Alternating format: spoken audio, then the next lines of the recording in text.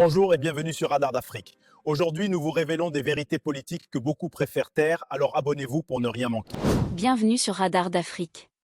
Aujourd'hui, on revient sur une affaire brûlante, Burkina-Togo, coup d'État manqué, Damiba bientôt extradé? L'enquête vient de prendre un tournant choc avec les aveux du sergent Salfo Yaloueogo.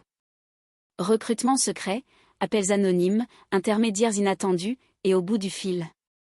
Paul-Henri Sandaogo Damiba lui-même, depuis l'étranger. Promesse de colis, solidarité entre frères d'armes. Les détails sont explosifs. Dans cette vidéo, on décrypte ces révélations et leurs implications politiques. Attache-toi, ça va secouer. Burkina. Et donc, on parle aussi de financement qui soit venu de la Côte d'Ivoire. Donc, très clairement, il y a un triangle opérationnel, c'est-à-dire que Paul-Henri Damiba au Togo, et certains civils burkinabés qui sont exilés en Côte d'Ivoire, et la partie opérationnelle, c'était donc au Burkina à Ouagadougou. Okay. Donc, c'est le lieutenant-colonel Paul-Henri Sandaogo Damiba au téléphone. Chose que j'ai dit, ah ok, tous mes respects. Il dit bon, et après, on va causer avec toi. Et à Sakandé Madi m'a fait savoir de façon claire que c'est un projet de coup d'État. Mais il s'attend de moi de mobiliser des hommes pour la réussite du coup d'État. Chose que j'ai attissée sans rien dire. D'abord, les faits, que s'est-il passé en janvier 2026? Quelles sont les preuves tangibles fournies par les services de renseignement burkinabé concernant ce nouveau complot du 3 janvier? Didier Noureddine Alaou.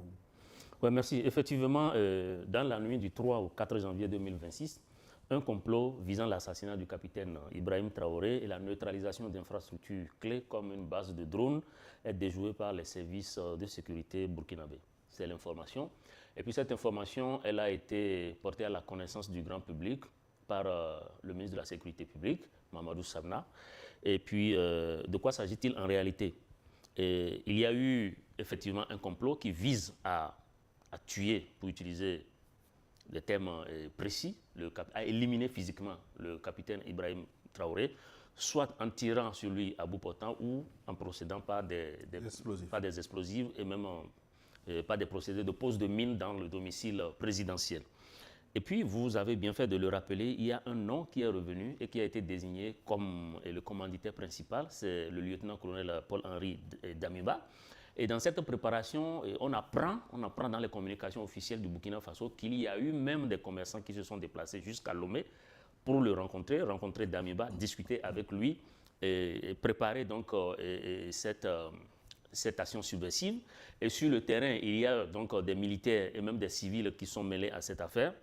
Et les preuves principales qu'on a vues, ce sont essentiellement les aveux que tout le monde a vus.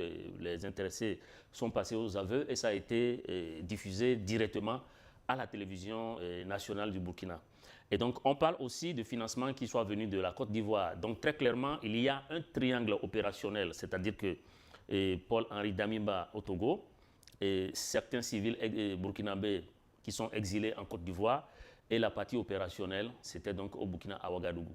Donc, et puis on sent que vraiment il y a une forte opposition structurée qui dépasse le cadre d'une simple opposition politique, mais qui a pris le chemin de carrément déstabiliser la lutte qui se mène au Burkina Faso, la nouvelle marche du pays, tout ce que le peuple de l'AES est en train de faire, tout ce que le capitaine Ibrahim Traoré est en train de faire, et ceci évidemment est déplorable. Comme vous l'avez souligné, les aveux diffusés par la télévision nationale burkinabé pointe une organisation méticuleuse, financement occulte, recrutement de commandos et sabotage technologique. Je vous propose même, avant de faire réagir son Excellence Ogoyou Kegewe, de suivre les aveux du sergent-chef Salfo Yaloueogo. C'est juste un échantillon. Nous revenons pour le débat. Je suis le sergent Yaloueogo Salfo, matricule 12 190 463 en service à la garde républicaine, plus précisément au bataillon d'appui de protection des sites 2. Il y a de cela 2 semaines, environ, un numéro inconnu m'a appelé plusieurs fois dont je n'ai pas décroché. C'est là, quelques minutes plus tard, mon oncle, LH Wimenga Ali, commerçant de profession résident à Zinaré, m'a contacté que de décrocher le numéro car c'est lui qui a donné mon numéro de m'appeler, que c'est son ami LH Sakandé Madi. Chose que j'ai fait, j'ai décroché l'appel. LH Sakandé Madi m'a fait savoir qu'il veut me voir très urgemment, qu'on peut se voir à quelle heure. J'ai dit ok, je vais vous communiquer. Mais 3 jours plus tard, que connexion fut établie. Et ça a été au terrain de la paire à Ouara 2000, côté est du terrain. Arrivé, il m'a salué et il a appelé un numéro, mais passé. Et la personne a commencé à me parler à ces termes. Ça va? J'ai dit ça va. Et à Ouagadougou, j'ai dit tout va bien. Il y a quelle nouvelle là-bas? J'ai dit tout va bien. Tu sais c'est qui? J'ai dit ah vraiment je ne vois pas c'est qui.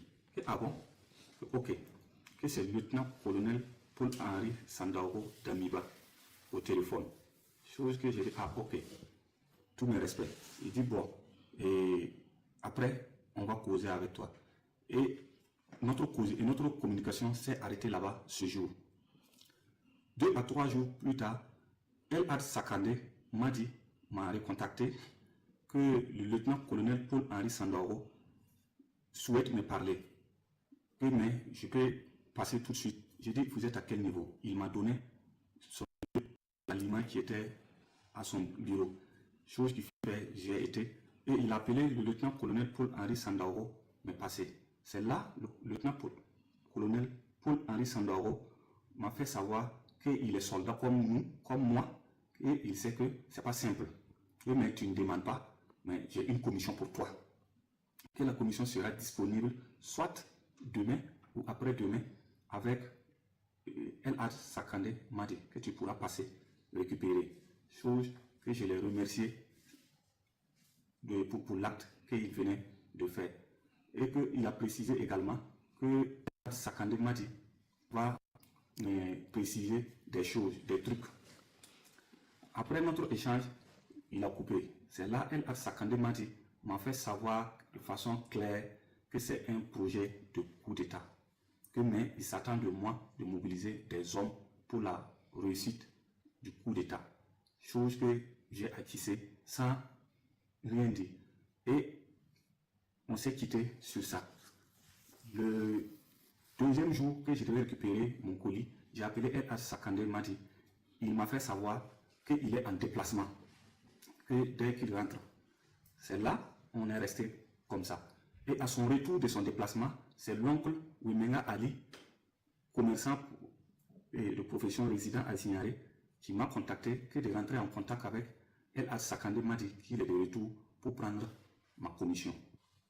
Je tiens à préciser que quand j'ai eu les détails clairs du rôle que je dois jouer, qui est un projet de déstabilisation, je me suis mis à travailler en me mettant en contact avec mes hommes que je fais plus confiance.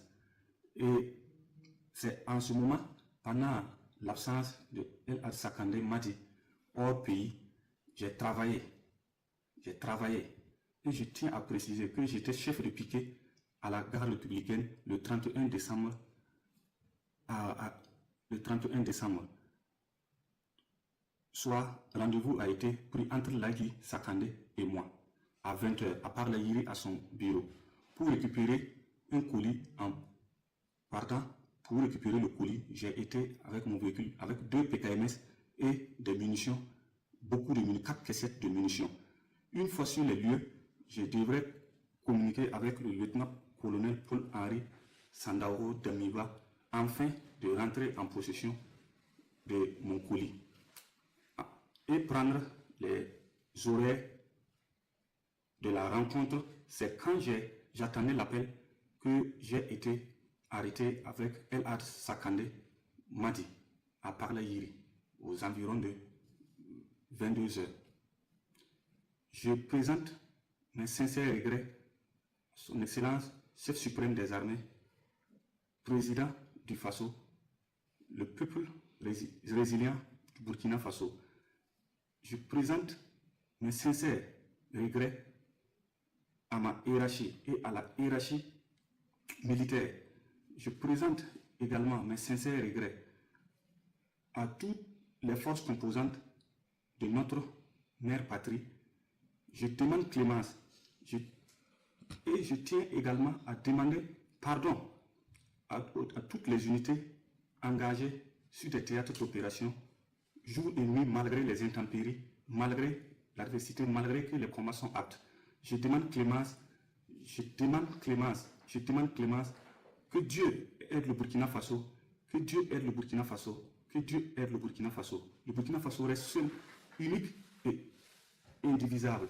Aucun mal intérieur ou extérieur ne pourra diviser notre cher pays qui est le Burkina Faso. Nous n'avons qu'un seul pays, le Burkina Faso. Et nous allons nous mettre autour de ce tissu afin que aucun mal ne puisse l'arriver. Les aveux du sergent-chef Salfo Yalouéogo, les images de la radio-télévision burkinabé. Merci d'avoir suivi cette enquête sur Radar d'Afrique. Les révélations du sergent Yalouéogo changent complètement le visage de cette affaire. Réseau d'intermédiaires, appels directs, promesses financières. Si tout cela est confirmé, l'extradition de Damiba pourrait devenir inévitable. Dis-moi en commentaire ce que tu penses de ces aveux, vérité brute, manipulation ou opération orchestrée. Si tu veux rester à jour sur les coulisses du pouvoir en Afrique, abonne-toi, like et partage. On se retrouve très bientôt pour une nouvelle analyse sans filtre. C'était Radar d'Afrique. Merci de nous avoir suivis. Abonnez-vous et restez connectés à l'essentiel de l'actualité.